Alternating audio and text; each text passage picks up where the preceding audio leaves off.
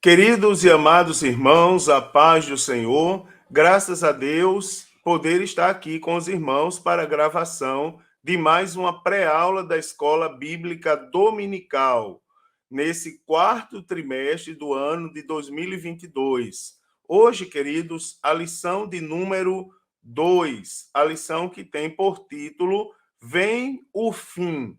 O texto áureo para essa lição está no livro do profeta Ezequiel, capítulo de número 7, versículo de número 2, aonde diz: E tu, ó filho do homem, assim diz o Senhor Jeová acerca da terra de Israel: Vem o fim vem sobre os quatro cantos da terra.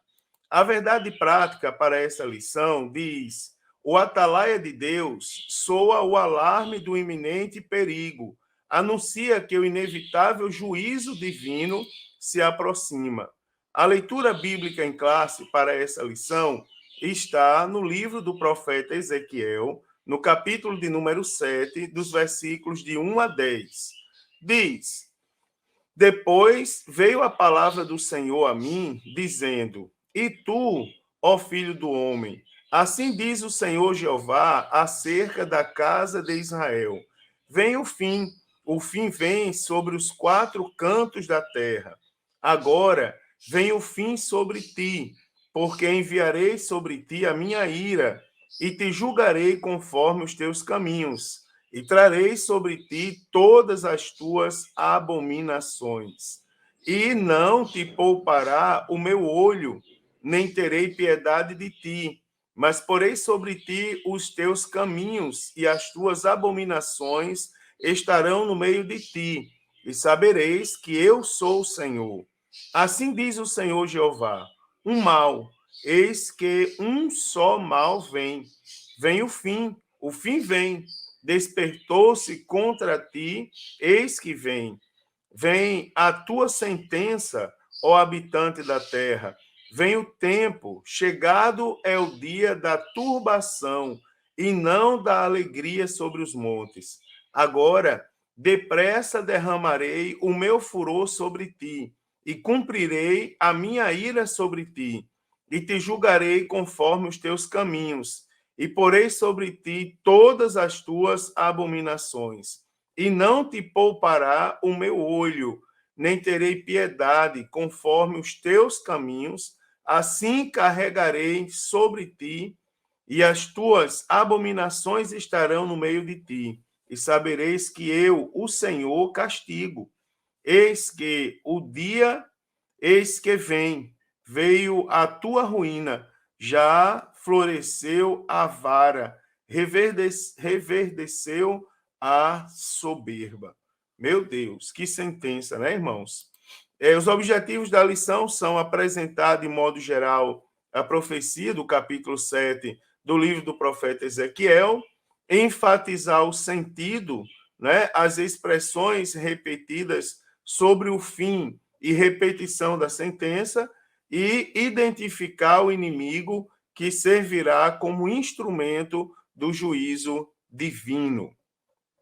Amados, o que nós temos na atualidade?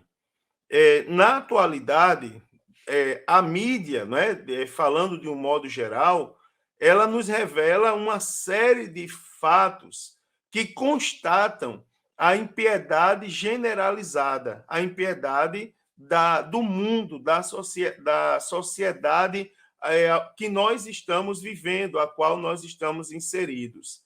Alguns exemplos eu posso citar para os irmãos, tipo a corrupção política, né, práticas violentas contra pessoas indefesas, expansão de poderes paralelos que escravizam pessoas de baixa renda nas comunidades periféricas das cidades, a generalização da cultura da pornografia, né, a naturalização do aborto e outras coisas mais eu poderia citar, e quantas coisas eu poderia citar, mostrando, queridos, a predominância da impiedade no mundo, não é, de modo geral, no mundo em que nós vivemos. Então, a Bíblia Sagrada, ela nos faz um alerta a todos nós. A Bíblia mostra que Deus, o nosso Deus Todo-Poderoso, ele não está alheio à cultura do pecado dos seres humanos. Alguns até acham que Deus não está vendo, que Deus ele não está observando o que acontece. Mas a grande verdade, o que nós temos que lembrar, e não podemos deixar de lembrar, é que o nosso Deus não dorme. A Bíblia diz que eis que não dorme, nem tosqueneja o guarda de Israel. Queridos irmãos, baseado nesse comentário inicial, o que é que nós temos agora no capítulo de número 7? O capítulo de número 7, ele descreve o juízo divino, tá certo? É um discurso profético do profeta Ezequiel endereçado à terra de Israel, não é? Ou seja, particularmente aos habitantes de Israel, mas, queridos, com implicações globais, não é? É um livro profético, é um livro que fala dos últimos acontecimentos, que traz alertas, não é? Que nós devemos estar bem atentos, pois são alertas da parte de Deus. Se nós pegarmos no contexto histórico, os contemporâneos do profeta Ezequiel na Babilônia, e até mesmo em Jerusalém, eles recusaram, né, irmãos, indiscutivelmente, não precisa ser um profundo sábio de Bíblia, de história bíblica, para deduzir que o povo recusou as mensagens dos profetas, principalmente as mensagens que foram proferidas pelo profeta Ezequiel e também pelo profeta Jeremias. A questão é que eles não acreditavam, não é, que Deus permitisse que os ímpios conquistassem a cidade e destruísse o templo. Ou seja, o povo estava em desobediência contra Deus e eles estavam meio que brincando com Deus, meio que não acreditando que o juízo de Deus viria, que o templo pudesse ser destruído, que a cidade pudesse ser destruída. Então, nessa lição, que temos aqui de destaque? Nós temos uma, não é, das séries, das principais mensagens que foram proferidas pelo profeta Ezequiel, que é a mensagem sobre o juízo, não é? O juízo chegou, e também alguns aspectos da punição endereçada à nação de Israel e suas sérias consequências. Também eu quero mostrar aos irmãos, à luz do anúncio divino, algumas lições práticas que nós podemos extrair e aplicar na nossa vida cristã, no nosso contexto cristão. Primeiro, um pouco sobre a profecia. Preste atenção que o profeta Ezequiel, ele introduz agora a profecia com a fórmula usual dos profetas de Israel. Se os irmãos olharem o versículo 1, está escrito: veio a palavra do Senhor a mim. O que nós podemos deduzir aqui? Você vai observar que aqui existe é como se ele selasse a mensagem, tá certo? É como se ele ressaltasse a autoridade de Deus sobre a mensagem. Quando ele diz assim diz o Senhor Jeová, é uma marca registrada dos profetas de Deus do Antigo Testamento. Eles não falavam em nome deles, eles falavam em nome de Deus, ressaltando a autoridade da palavra que eles estavam proferindo. Não é, irmãos? E isso nos dá exemplos, nos dá lições, como, por exemplo, nos mostra que a fonte da profecia deve ser Deus. Não é? Então, era algo, digamos, inconfundível. Quando um profeta falava, por quê? Porque ele falava em nome de Deus. Veio a palavra do Senhor a mim. Mas mesmo assim ele não disse, eu vos digo. Não, ele diz, assim diz o Senhor. Então, era uma comunicação, uma espécie de comunicação divina inconfundível, não é? Algo diferentemente da natureza da atividade profética inicial, não é? Que ocorria por meio de visões, não é? Então, essa fórmula verbal de revelação indicava ser a mensagem recebida, que a mensagem que o profeta recebeu era uma mensagem que ele recebeu de fora, ou seja, era uma mensagem externa, foi uma mensagem direta e uma mensagem audível, não é? Não foi nenhum conto de fado, nenhuma ilusão, nenhum sonho, foi algo que de fato ele ouviu, né? E ele transferiu da forma como ele ouviu. Segundo a extensão, né? A expressão, segundo o autor da lição, a expressão hebraica Adamá Israel, né, para a terra de Israel, ela surge agora 17 vezes no livro do profeta Ezequiel. E em nenhum outro lugar do Antigo Testamento ela vai aparecer.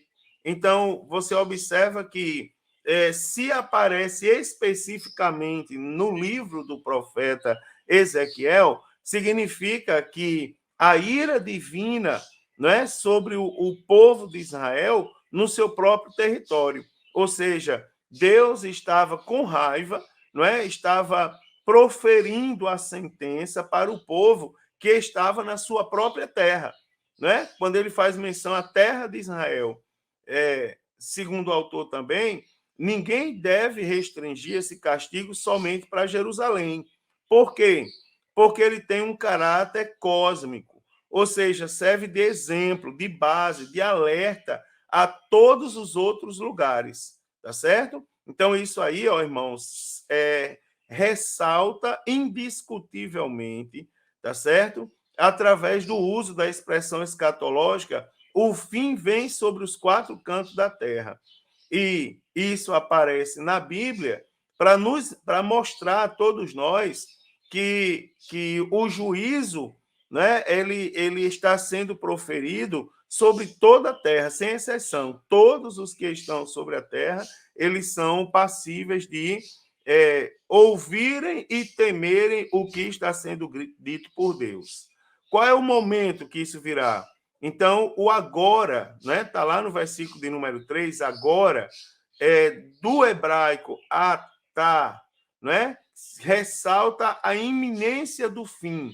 É um advérbio de tempo, agora, tá certo? Então, esse advérbio aparece novamente lá no versículo de número 8, acrescido do termo depressa, né? Ou seja, depressa derramarei o meu furor sobre ti. Então, essa urgência, né, também demonstrada pela construção gramatical do verbo hebraico ba, que significa vir.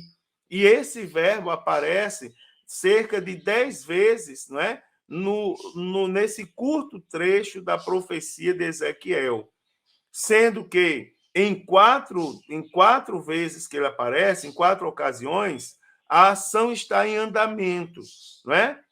Pois se analisarmos o hebraico, do particípio hebraico, indica uma ação contínua, não é? E ininterrupta. Ou fica mais ou menos, eis que um só mal vem, eis que vem a tua sentença, eis aqui o dia, eis que vem. Então, o tempo é agora, tá certo? Quando o momento é no momento em que está sendo proferida. A respeito do fim, né? A palavra fim, lá nos versículos 2, a parte B, na primeira parte do versículo 3 e também no versículo de número 6, do hebraico ketz, né? Que significa fim, destruição, ruína, morte, condenação, ou ha-ketz, né? O fim. Então, isso aí diz respeito a um substantivo usado em contextualizações que indica julgamento. Não é? Então, ela aparece 5 vezes, a palavra fim, nos versículos 2, 3 e 6, num discurso poético. E o objetivo desse discurso é causar impacto nos leitores originais, ou seja, em quem estava ouvindo aquela profecia ser proferida. Então, a literatura poética da Bíblia Sagrada se sobressai, nesse caso, não só pela sua beleza, mas também para facilitar com que o povo de Deus memorizasse a mensagem que estava sendo falada, a mensagem que estava sendo dita. As expressões repetidas sobre o fim. Então, nós vamos observar a repetição das expressões. Vem o fim vem, né? No versículo 2. No versículo 3, agora vem o fim. No versículo 6, vem o fim vem.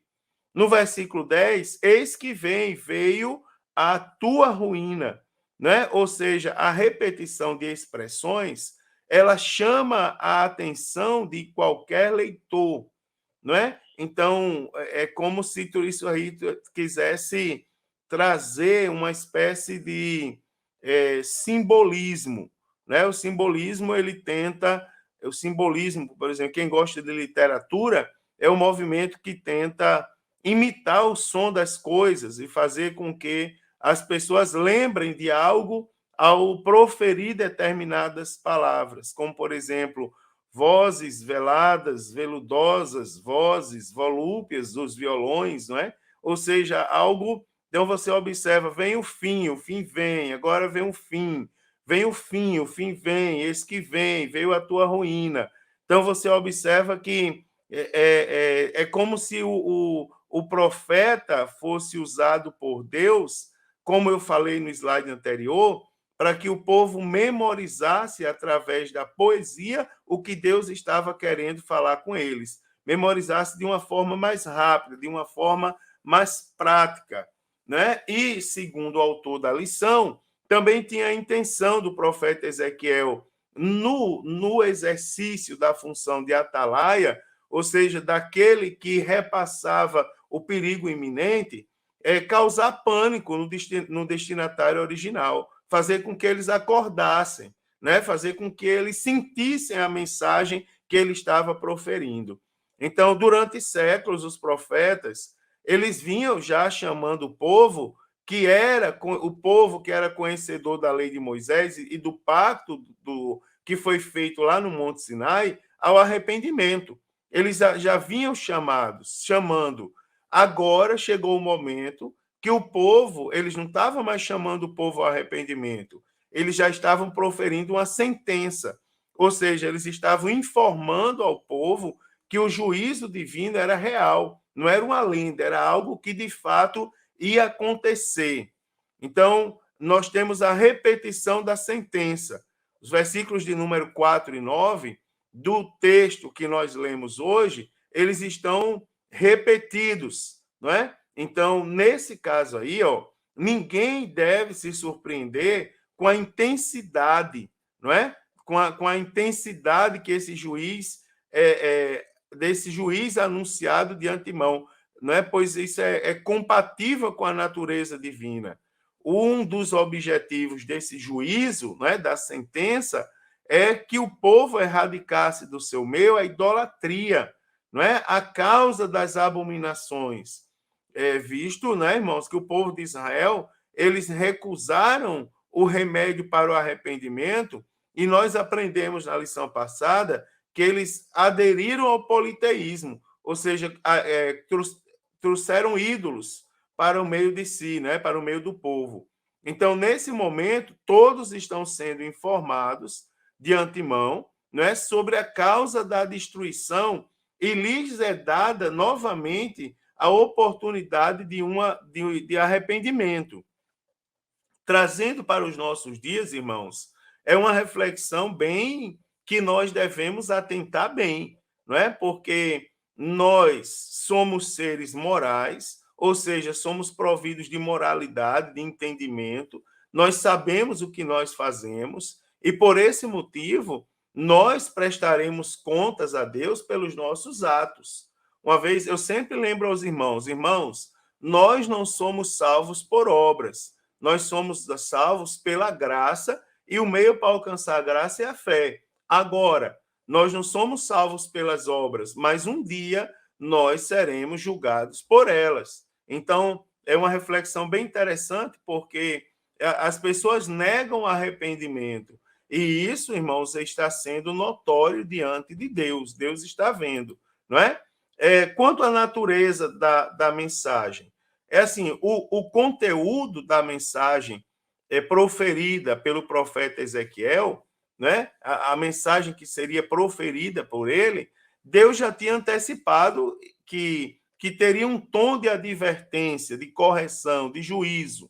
Lá Ezequiel, capítulo 2, versículo 10, diz: E estendeu-o diante de mim, e ele estava escrito por dentro e por fora, e nele se achavam escritas lamentações e suspiros e ais, não é, irmãos? Ou seja, eram consequências de algo que tinha sido feito, os famosos ais da Bíblia Sagrada.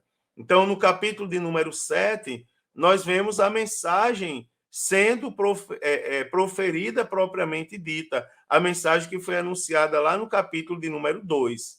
Então, a profecia de Ezequiel, nesse ponto, ela é marcada pelo julgamento que está prestes a ser derramado sobre a nação, inevitavelmente. Ezequiel 7,2 diz: E tu, ó filho do homem, assim diz o Senhor Deus acerca da terra de Israel: Vem o fim vem sobre os quatro cantos da terra. E o motivo era desobediência. Ezequiel 7,3, o versículo seguinte, vai dizer: Agora vem o fim sobre ti, porque enviarei sobre ti a minha ira, e te julgarei conforme os teus caminhos, e tratarei sobre ti todas as tuas abominações. Então você observa, o motivo era a desobediência real do povo.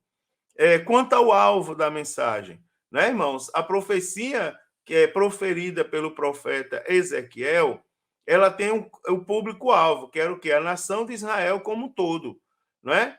E a terra e todas as direções, norte, sul, leste e oeste, elas seriam alvos de Deus. Então você observa, tinha como público-alvo a nação de Israel, né? Está bem escrito lá na Bíblia Sagrada, Ezequiel 2, assim diz o Senhor acerca da terra de Israel: Vem o fim vem. E sobre os quatro cantos da terra. Ou seja, todas as direções da terra também seriam alvo da profecia de Ezequiel no capítulo de número 7. Ou seja, ninguém ficaria fora do juízo divino. Então, o Senhor não tem predileção, digamos assim, por quem quer que seja, né? Como a desobediência geral, a punição também, segundo o próprio Deus revela no livro do profeta Ezequiel, também será sobre todos. Outra coisa interessante é que todas as classes sociais e religiosas, elas deveriam e seriam atingidas pela ira divina. Ezequiel capítulo 7, versículos 26 e 27 vai dizer: Miséria sobre miséria virá, e se levantará rumor sobre rumor. Então buscarão do profeta uma visão, mas do sacerdote perecerá a lei, e dos anciãos o conselho. O rei se lamentará, e o príncipe se vestirá de amargura, e as mãos do povo da terra se molestarão, conforme o seu caminho lhes farei, e com os seus juízos os julgareis, e saberão que eu sou o Senhor. Então você observa que todos os anciãos, conselho, tudo, né? Toda a classe social e religiosa seria atingida pela ira de Deus. E qual era a finalidade da mensagem? Então, o anúncio do fim, né, o julgamento divino sobre Israel, o propósito, dentre outros, era destacar a soberania de Deus sobre a história humana, não é? Tanto ao levantar um porta-voz em meio ao caos, não é? Ao caos do cativeiro. Então, Ezequiel 2:5 vai dizer: E eles, quer ouçam, quer deixem de ouvir, não é? Porque eles são casa rebelde, hão de saber que esteve no meio deles um profeta.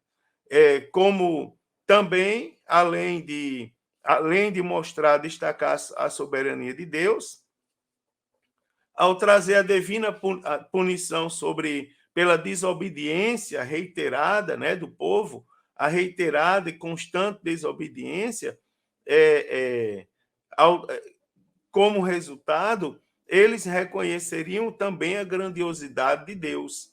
Ezequiel capítulo 7, versículos 4, 9 e 27, vai dizer: e não te poupará o meu olho, nem terei piedade de ti, mas porei sobre ti os teus caminhos, e as tuas abominações estarão no meio de ti. E saberás que eu sou o Senhor, e não te poupará o meu olho, nem terei piedade conforme os teus caminhos. Assim carregarei sobre ti, e as tuas abominações estarão no meio de ti, e sabereis que eu, o Senhor, castigo, não é? Meu Deus do céu. Acerca do inimigo, algumas expressões interessantes da profecia. Por exemplo, lá no versículo 10, lá no finalzinho do versículo 10, não é? Já floresceu a vara. Então, o que é que nós observamos aqui? Observamos o profeta Ezequiel fazendo uma analogia botânica, né? Uma metáfora que se perdeu no tempo. Palavra profética, ela vai anunciar: veio a tua ruína, já floresceu a vara e reverdeceu a soberba, né? Qual o real significado dessas palavras? É, as interpretações sobre elas são diversas, tá certo? Mas dentre as três principais que nós encontramos na literatura, a mais aceitável é que essa vara dizia respeito ao rei Nabucodonosor, não é? Que invadiu Jerusalém e levou cativo o povo para a Babilônia. Então, assim também como o rei da Síria foi o chicote de Deus para açoitar Samaria, então os filhos de Israel do reino do norte, não é? Da mesma forma, Deus usou o rei da Babilônia, Nabucodonosor, como Azorrague, né? Para chicotear Jerusalém e Judá. Então, seria o significado da expressão da vara que floresceu. Também, reverdeceu a soberba. Então, o rei Nabucodonosor, ele extrapola agora os limites. Não é? Ele foi cruel na aplicação dos castigos. Não é? Deus não mandou o rei proceder dessa forma. Tá certo? Por isso, o furor de Deus se acendeu contra a Babilônia. Então, essa reação divina, ela para os dias de hoje, ela deve ser também exemplar, não é? Porque Deus usa também, Deus está de olho em tudo. Ele não só atinge aquelas pessoas, aquelas camadas mais, digamos, necessitadas, não é? Mais humildes, como também ele julga os poderosos que insistem em abusar de autoridade e cometer atrocidades. Isso aí é real, não é, irmãos? Então, isso aí também respinga no próprio povo. Mas o castigo definitivo e individual de Deus era, sem sombra de dúvida, individual e também na eternidade. Né? Daí o tom escatológico do contexto de Ezequiel.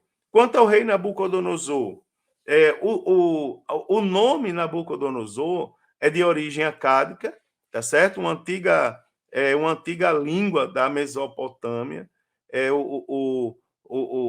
A transliteração seria Nabu Kudorri Utso, né? Nabucodonosor Utso, que significa Nabu protegeu minha herança. Então, a forma que mais se aproxima do original hebraico, não é? Que é Nabucodonosor, não é? Que aparece 30 vezes no Antigo Testamento, sendo dessas 30, 4 no livro do profeta Ezequiel. Outra forma, uma forma alternativa é Nebuchadnezzar, não é?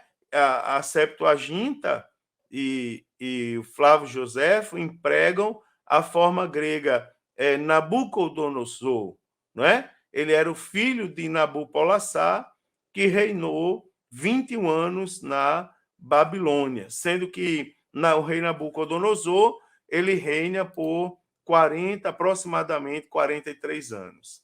A Babilônia. A Babilônia também, a palavra de origem acádica, não é?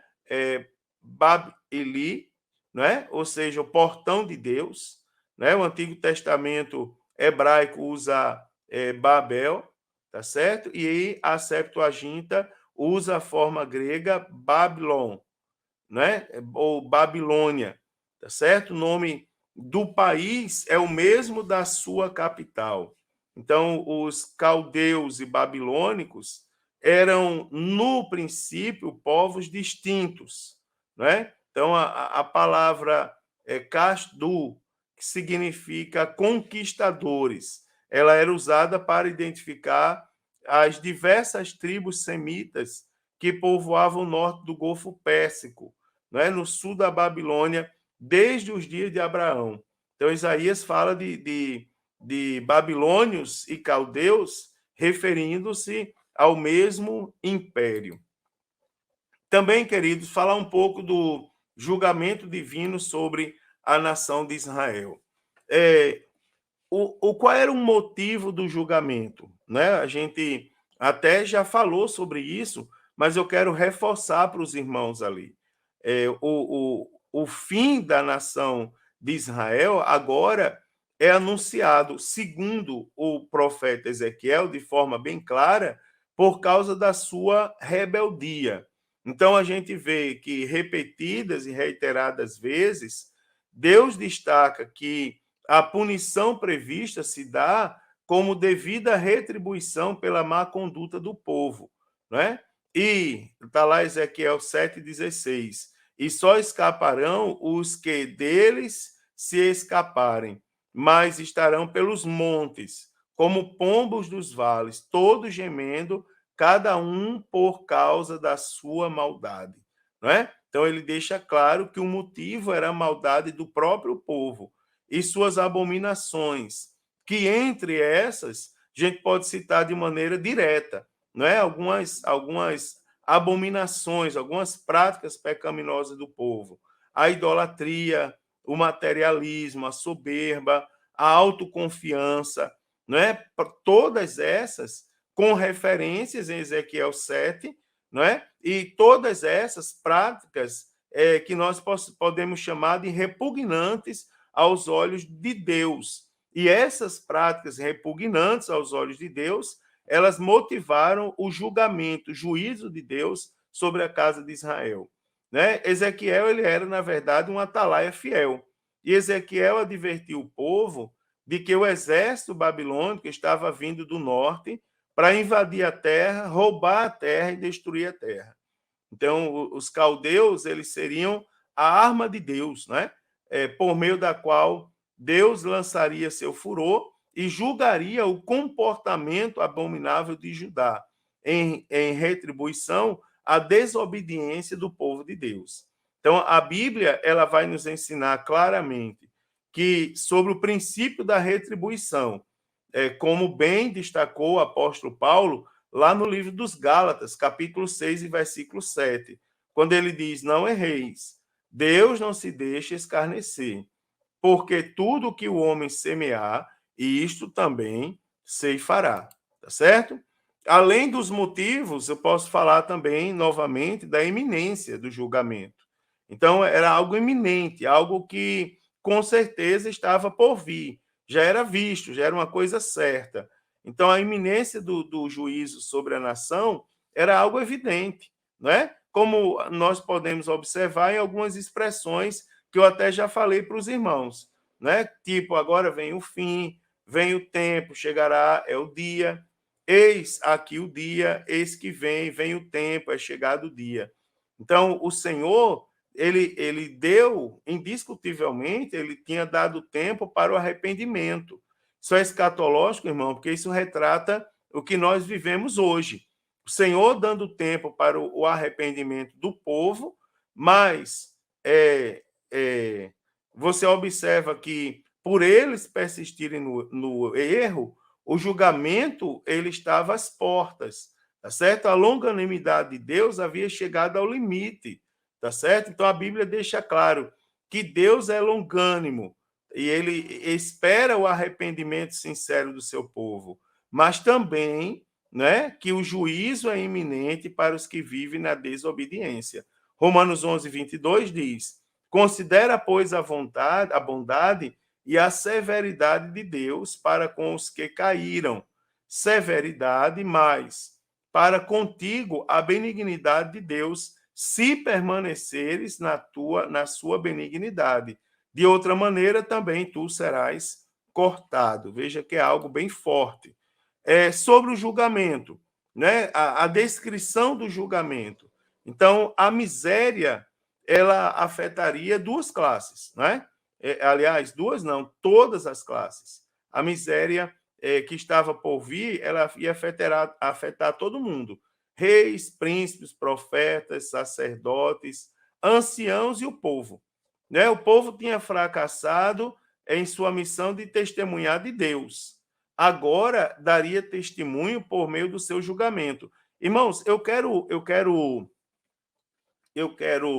mostrar aos irmãos aqui, eu quero chamar os irmãos a uma reflexão para os últimos dias, né, irmãos?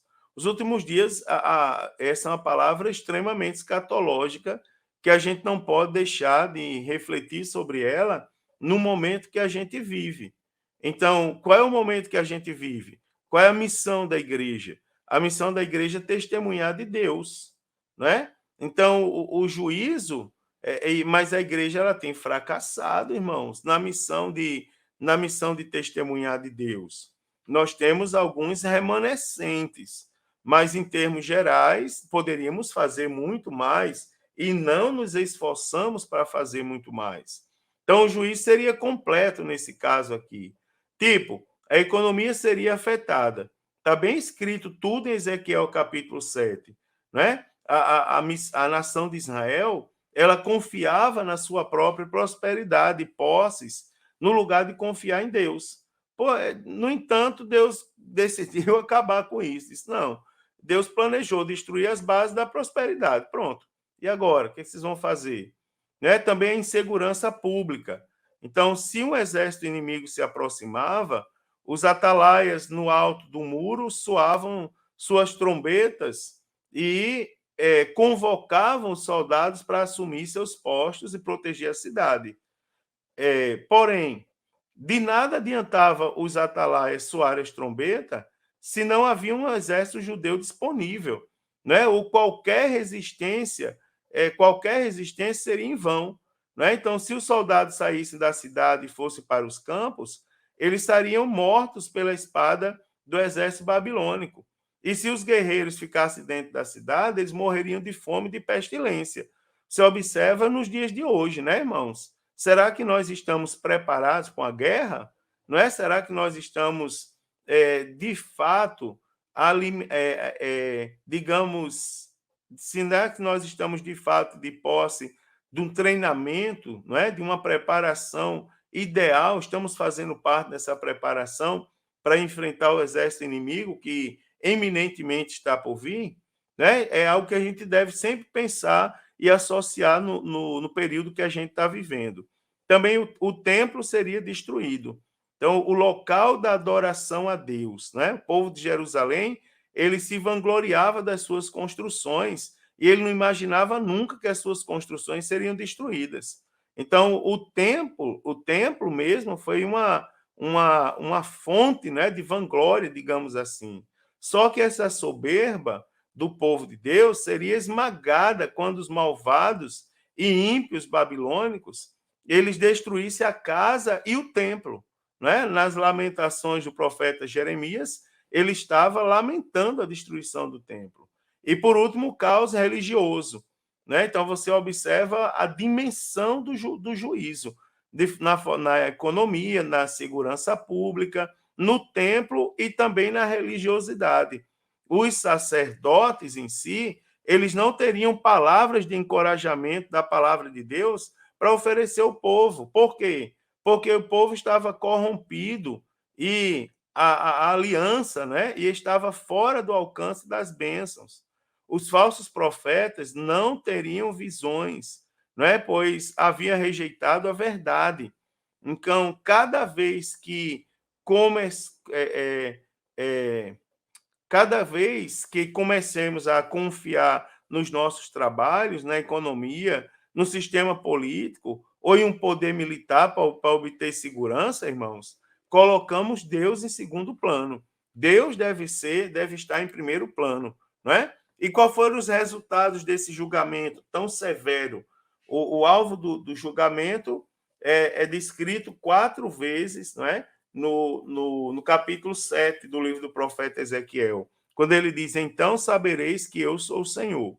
Então, essas palavras, elas são tipos de uma mensagem, né? Elas tipificam a mensagem e o anseio, digamos assim, de Ezequiel, de que Deus seja conhecido por todos os homens, quer israelitas ou não israelitas, por aquilo que ele é, não é? Como o único e verdadeiro Deus, o Deus da história, o Deus que fala, né? O que não fala em vão, né? Isaías 55, versículo 11 diz: assim será a palavra que sair da minha boca, ela não voltará para mim vazia, antes fará o que me apraz e prosperará naquilo para que a enviei, né? Para terminar, eu quero mostrar um pouco do que ensina para todos nós, quais são as lições que nós podemos tirar do capítulo 7 do livro do profeta Ezequiel. Ou seja, a pedagogia, a maneira como Deus ensina, né? Primeiro, que a desobediência a Deus, ela traz resultados sérios. Isso aqui é algo que a gente deve guardar no coração, que a gente deve crer, que a gente deve ter. Então, quando analisamos, mesmo que de uma forma superficial, a história de Israel, nós temos que, evidentemente, os sérios resultados da desobediência. Como, por exemplo, a desobediência, ela quebra pactos com Deus, né? A desobediência, ela traz prejuízos espirituais. A desobediência, ela traz graves consequências físicas e econômicas. A desobediência traz derrota. A desobediência leva ao cativeiro. Então, nós temos aqui 5 pontos que não podemos deixar de observar sobre as consequências de uma vida de desobediência ou da desobediência a Deus propriamente dita. Também, o perigo, né? Outra coisa que nos ensina é o perigo de confiar no que é transitório. Então, isso aqui, ó, é uma prática comum até nos dias de hoje. O povo de Deus, o que é que eles fizeram? Permitiram que o amor ao dinheiro levasse eles ao pecado. E por isso Deus destruiria o seu próprio povo. Então, diante do juízo divino, o povo encontrava-se amedrontado, em grande aflição, né? Reconheceriam a inutilidade das coisas nas quais haviam confiado.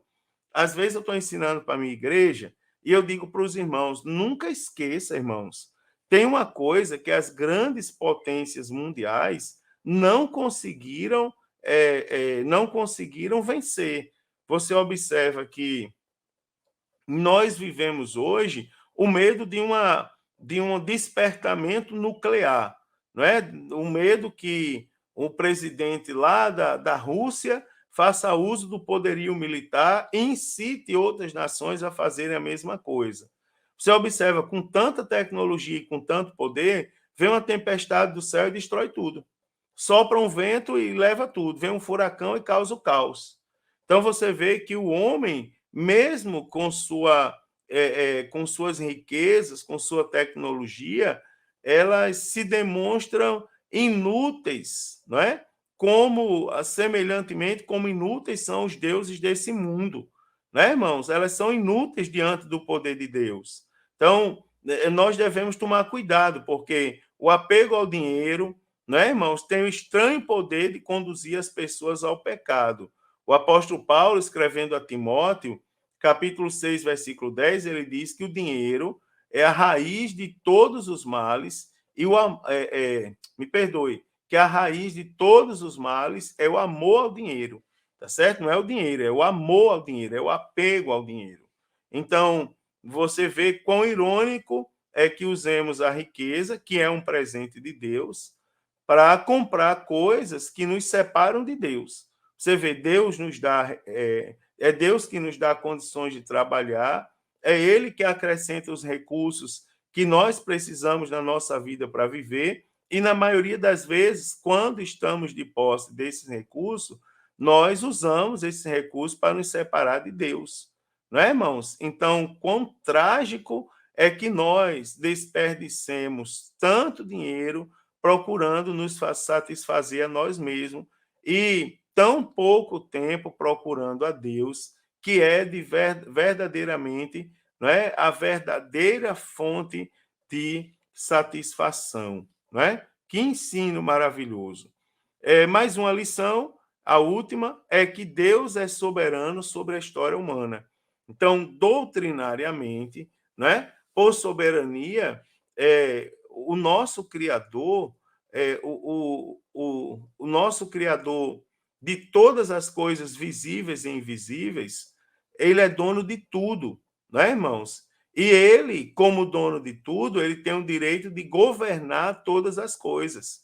E se nós formos observar, já que ele é o criador e dono, só ele tem verdadeiramente autoridade no universo para isso, né? Ou seja, para exercer a soberania sobre a história humana. Isso deixa muito claro para a gente, pelo menos 4 coisas. Primeiro, que Deus governa todas as coisas. Segundo, que ele está no controle de todas as coisas. Terceiro, os reis da terra estão sob o controle do divino, né? E quarto, que os acontecimentos humanos estão sob seu controle, ou seja, sob o controle de Deus. Que coisa, né, irmãos? Que coisa maravilhosa, que lições que ensinam a todos nós. E para concluir essa lição tão rica, tão complexa e da mesma forma tão clara a todos nós, falando sobre o fim e o motivo e as consequências do fim, né? Os julgamentos de Deus na história, eles mostram a todos nós, eles devem servir de lição para nós observarmos que o pecado nunca ficará impune, irmãos, e que a única maneira de escapar da punição, ou seja, da condenação, é através do arrependimento e da fé genuína em Cristo Jesus. Então, Israel não tinha desculpa, não é? Israel, a nação de Israel não podia alegar ignorância, não é? O povo dispunha de Moisés, do ensino dos antigos sábios, da revelação dos profetas, do conselho dos sacerdotes. Então, nós temos aqui, de forma dramática, o profeta Ezequiel fazendo um apelo, tá certo? Então, o apelo do profeta Ezequiel é um exemplo clássico dessas verdades que eu acabei de falar. Então, nessa lição, nós tivemos a oportunidade de mostrar, né, que a justiça de Deus contra a nação de Israel, que era dominada pela soberba, idolatria e várias outras práticas abomináveis, atraíram o juízo de Deus sobre si, né? Então, esse princípio, lembremos, eu não posso deixar acabar sem dizer isso, nós temos que lembrar, ter em memória, que esse princípio também é válido para os dias de hoje, não é? Então, sendo a mensagem do profeta Ezequiel uma grande advertência para a nossa geração, e nós não podemos deixar de passar essa advertência. Que lição, né, irmão? Que lição que traz temor ao nosso coração, que nos leva a refletir sobre a maneira como nós estamos servindo ao Deus verdadeiro. Deus nos abençoe. Eu desejo uma excelente aula a todos os irmãos, uma excelente aula mesmo na presença de Deus. Fiquem todos na presença do Senhor Jesus e, se Jesus não voltar, a próxima semana eu estarei aqui juntamente com os irmãos para o comentário da lição de número 3, tá certo? Que Deus abençoe, tenha uma excelente aula, anote suas dúvidas, suas curiosidades, anote suas colocações e leve e compartilhe com seu professor, seus irmãos em Cristo que estão na sua mesma classe, e eu tenho certeza que todos continuarão crescendo na graça e no Espírito. Paz do Senhor, queridos, um forte abraço e uma excelente aula a todos os irmãos. Música